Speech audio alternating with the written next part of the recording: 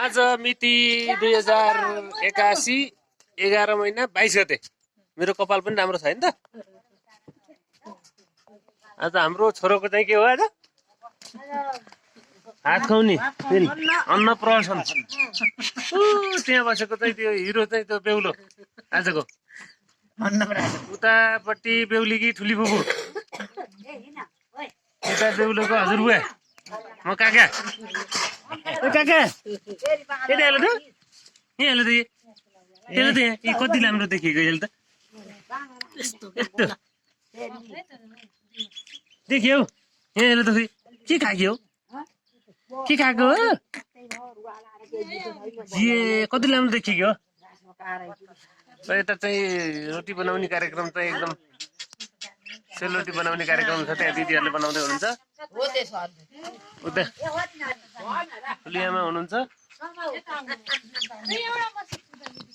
भाउजू मैले फेरि रेकर्ड गरेँ, यता आउनुहोस् ल। बेहुलोको मम्मी यता।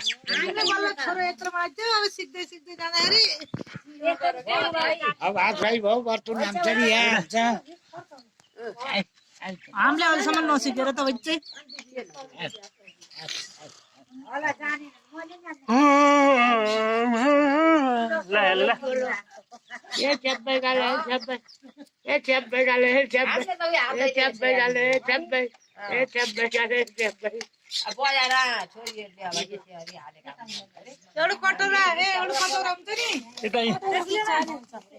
यो अलि नयाँ नयाँ खालको भिडियो राखियो क्या। यता चाहिँ बेहुलोको चाहिँ यो आमा के भन्छ, त्यहाँ भन्छ धाइयामा फेरि कता देखियो कान्छी फुपू पनि उनको धाइयामा।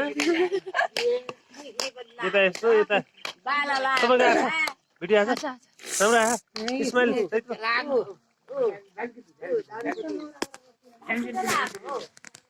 ट्याक्क लाएर यहाँबाट भ्यू राम्रै देखिन्छ। कतिवटा घरहरू पनि खासै नदेखिँदैछ, अलिअलि मात्रै देखिँदैछ होइन।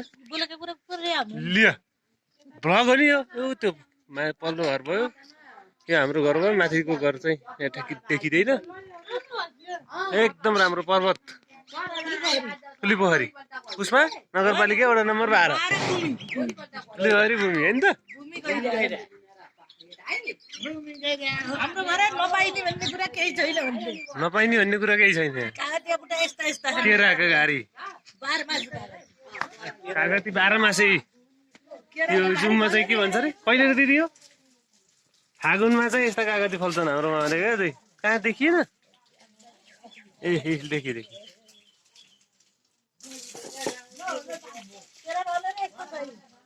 केरा ढलेर दिदी पनि अलि राम्रै ब्लगर हुनुहुने हो। कमेन्ट गर्ने ठुली माइली दिदी, माइली फुपू ल यता यता यता यता यता माइली फुपू है, मेरो माइलो दिदी।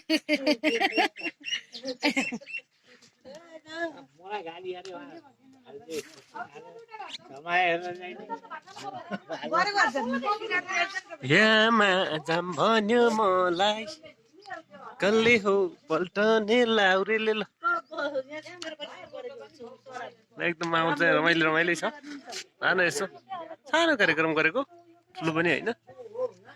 10-20 जनालाई यसो निमन्त्रणा गरेर यसो छोरोको चाहिँ अन्नप्राशन गरेको। मेरो कपाल पनि एकदम राम्रो देखिरहेछ जस्तो लागिरहेछ।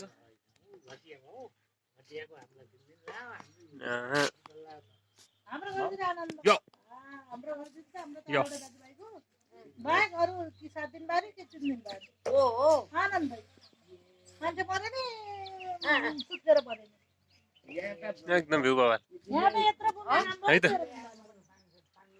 कुष्मा नगरपालिका वडा नम्बर 12 ठुलीपोखरी।